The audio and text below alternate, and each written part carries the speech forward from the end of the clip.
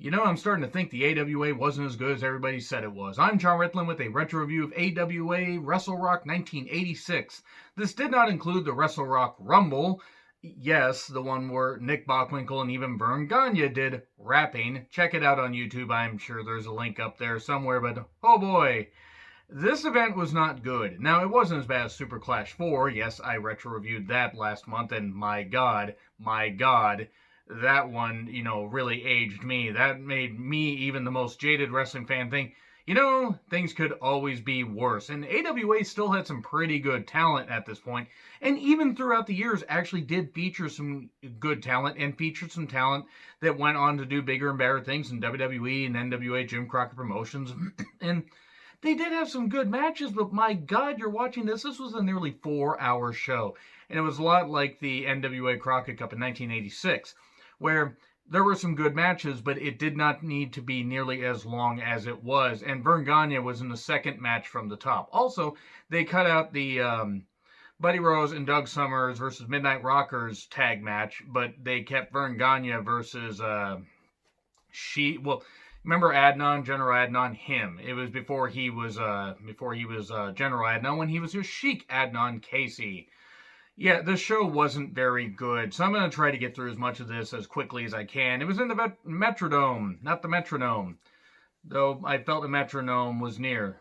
Perhaps the end is drawing near. Actually, the AWA would be done in about 4 years. So, 23,000 people in attendance.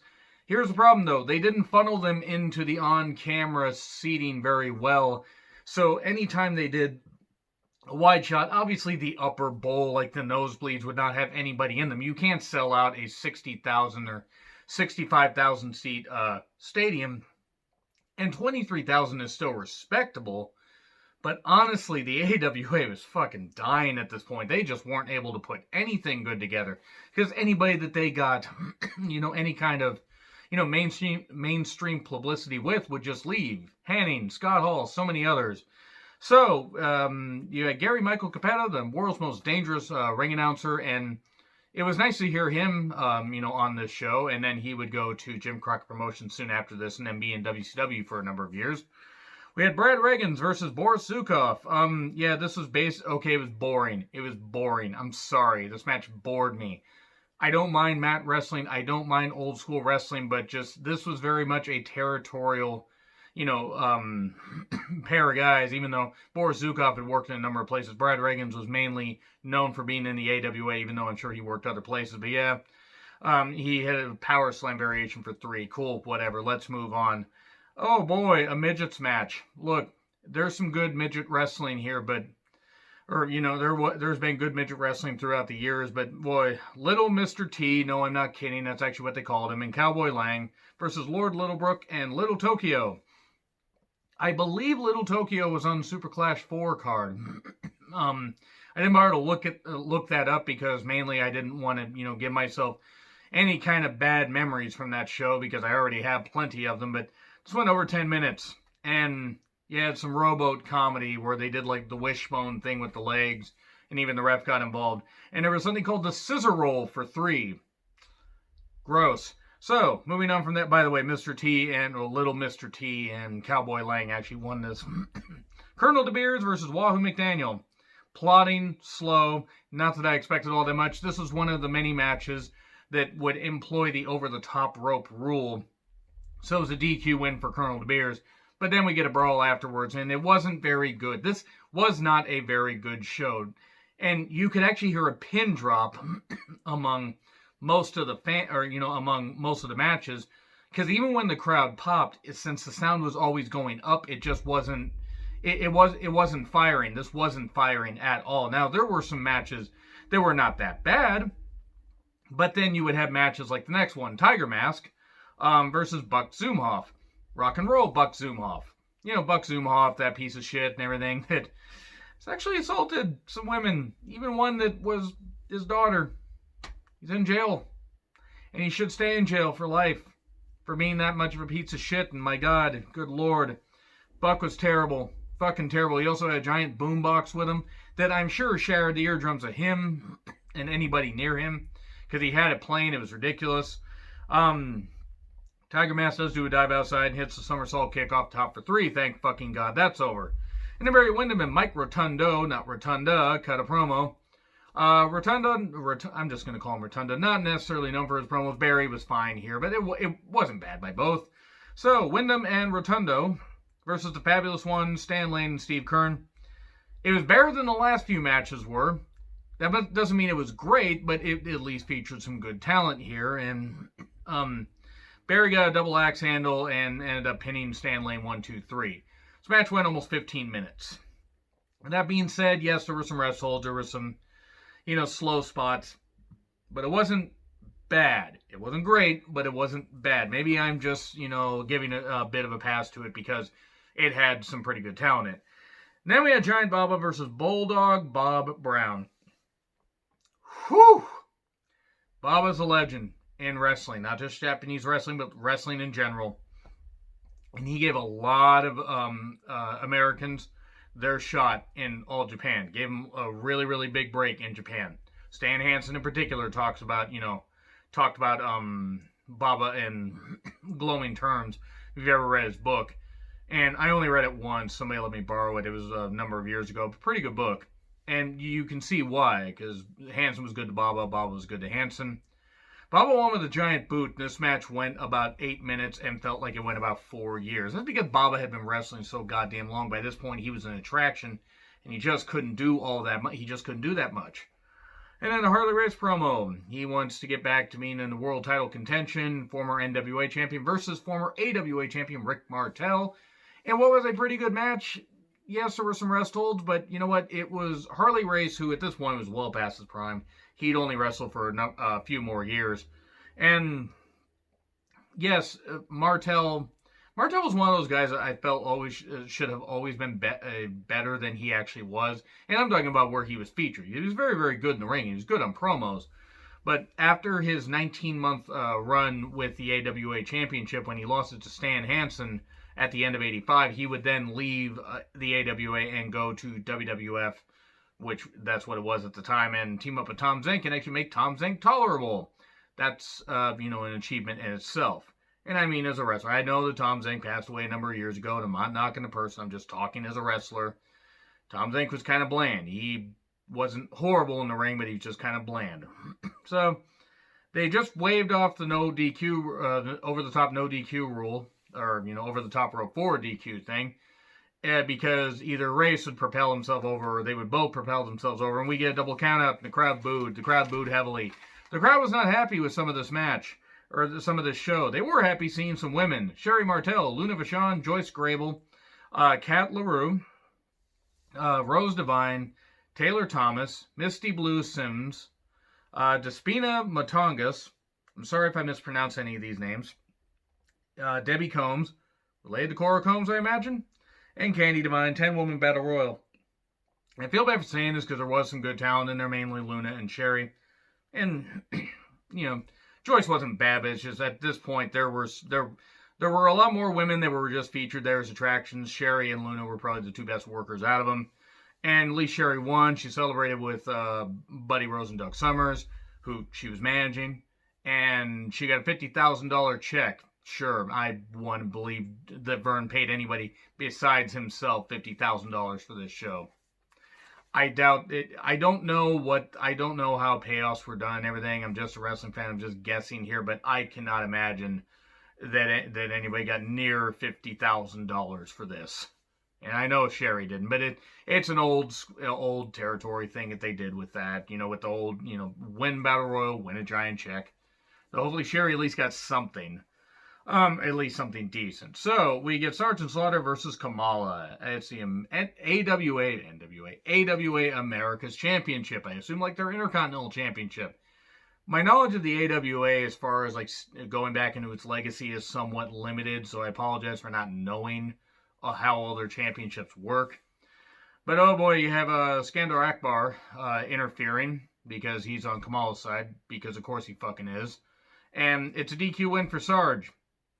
Sarge retains the championship and then has some kids join him in the Pledge of Allegiance afterwards in a promo.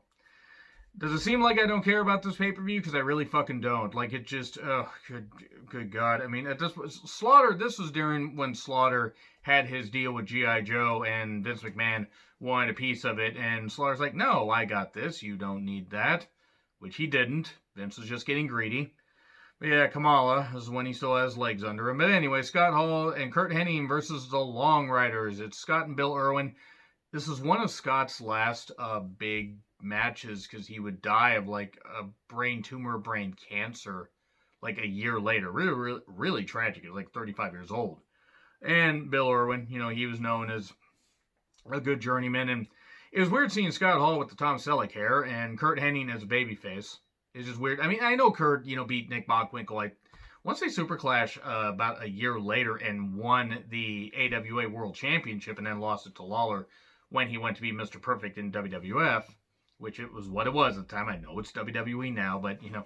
By the way, in case anybody's wondering about this shirt, my sister made this. She, I mean, obviously didn't make the shirt, but she looked at the logo and actually painted it for me. So it's a pretty nice gift. I'm a very, very proud brother because of that. So, and no, not the proud brother like, you know, the Hogan kind, because Hogan hates the brothers, brother. So, moving on from that, it's the AWA World Tag Team Title match. Before this, Scott got a most popular wrestler trophy from the voters of Pro Wrestling Support. Cool. Pro Wrestling Support magazine, I assume? I have no fucking idea.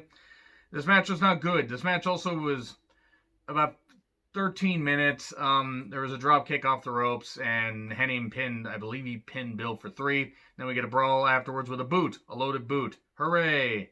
Cool. They talk about getting revenge on the Irwins, even though they fucking beat them. But whatever. We then get Scott Ledoux, which, you know, I'm thinking that Scott Ledoux was just brought in as an attraction. Look at his boxing record because he was a boxer. He beat a lot of lower level guys, or a lot of guys who were either past their prime or weren't all that good. But look, when they faced, you know, he faced fighters that had some real skills, you know, some more legit skills. He lost. Now, he had a decent record. Let's not lie. He beat up some tomato cans. Took on Larry Zbyszko. Of course, this is a wrestling match. No, it's fucking not. It's a boxing match. By the way, Larry Zbyszko had a ninja in his corner. He wants to go ninja, go ninja, go ninja, go ninja, go. That's going to be turned into a GIF. Thank you, Abby VX, for that. Thank you for reminding me of that, because I was like, because the ninja got out of the ring at one point. I'm like, go ninja, go. I'm like, oh, there we go. Forgot all about that song. Yeah, why was there a ninja in the Why? Why did Larry Zbyszko have a fucking ninja in the corner? Why was the Yeti turned into Super Giant Ninja the Yeti about 9 years later? Why the well, almost 10 years later? Why the fuck? These are the important questions we need to ask about wrestling. So, 10 2-minute rounds and 60-second intervals between rounds. Okay, this was shit. This was one of the worst modern era matches that I've seen, or at least worst matches of the 80s. This, I would argue, was almost worse than Booker T, Mr. T, and Roddy Piper, except Piper tried to make it work. And just at this point, you didn't. It's not a celebrity versus a wrestler. It's a boxer versus a wrestler, and a boxer that wasn't really all that good. This wasn't good. My God, this was bad. Scott wins via DQ. I don't know who this was for. And Scott wins, and he had cut a promo before and whatever. And then Stan Hansen kicks Larry Nelson, who was one of the announcers, during his entrance. Apparently kicked him in the head. I don't know who the announcers were, the commentators were for this show, but fucking Christ, AWA did not have some really good announcers. They really didn't. They treat it more like a sport. I will give them credit for that. But they were like almost like 50s radio announcers, 50s radio TV announcers, because everything was all big and everything, despite the fact that some of this stuff, which is like a basic headlock or just like, you know, a drop kick, which, yes, now with the benefit of hindsight, some moves back then, like what Tiger Mask was pulling off in, you know, his matches, or at least in this match, a couple of the moves that he did, sure, those were spectacular, especially for Vern's bland promotion. But let's be honest, commentary was kind of shit here. I'm sorry, I'm sure they're legends in their area, but I didn't care for the commentary. Then we get Stan Hansen versus Nick Bockwinkel, AWA World Title match. Stan Hansen was making a living in Japan for Giant Baba. And despite that, AWA made him the world champion. And then if I recall correctly, they wanted him to lose the championship. He had a pay dispute and ran over the world title, and it had like a dip in it. That's some good shit. That's some really good shit. Stan Hansen was insane. I'm sure still is. He's not wrestling anymore, thank God. But he's absolutely insane. Okay. Excuse me. We get a ref bump at one point after some decent action. A pile driver, and then Nick goes over the top, and he wins it, but only by DQ. He does not win the world title. And then Nick talks about wanting to face Stan again. There, that's what I think of this so far. So once again, they cut out Summers and Rose versus the Midnight Rockers, but they gave us 3 steel cage matches in a row. You think they overbooked this too much? And I bet you can't guess which Gagne, not named Vern, was in the first steel cage match, because it was Greg. It was Greg. And Vern was in the following cage match. Greg Gagne and renowned murderer Jimmy Snuka versus King Kong Brody, Bruiser Brody, and the Barbarian, the later Berserker John Nord. Steel cage match. Greg bled. Brody bled also. Of course, Brody bled. Why wouldn't he fucking bleed in a match? I mean, in a match. It's terrible how Bruiser Brody fucking died. I can talk. Carlos Colon and Jose Gonzalez will burn in hell, and hopefully they do. It's what they fucking deserve.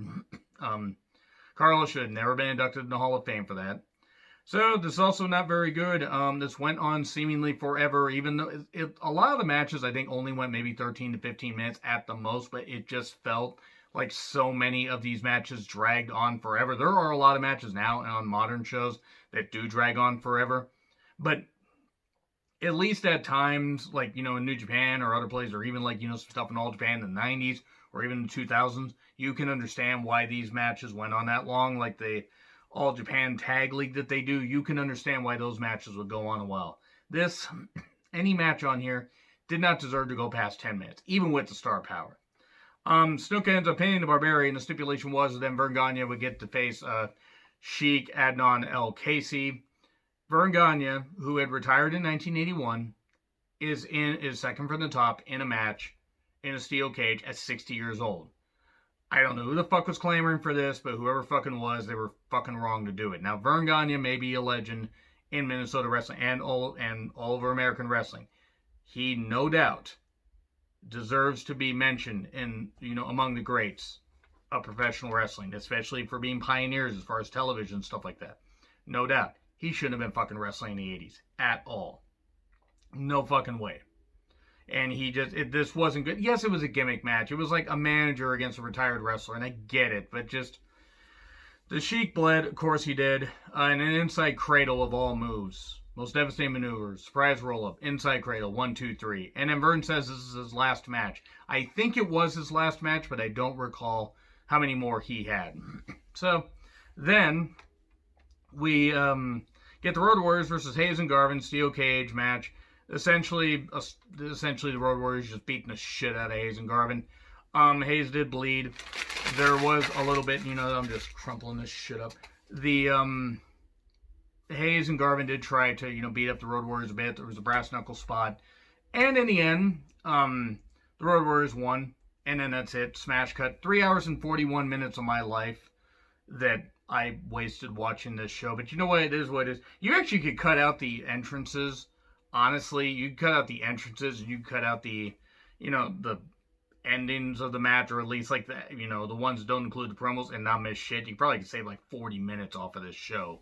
But this really isn't a very good show. Like, honestly, it's a pretty bland show. AWA was pretty goddamn bland. Should have been ABA, American Bland Association, or ABWA, American Bland Wrestling Association. And I feel bad because there were a lot of good talents on this show, but boy, AWA was just struggling at this point, and it would only get worse. See my AWA Superclass 1990 review, for an example of that. But anyway, agree, disagree what I said. Like, share, subscribe, Twitter handle in the description. I'm John Ritlin. I'll see you soon.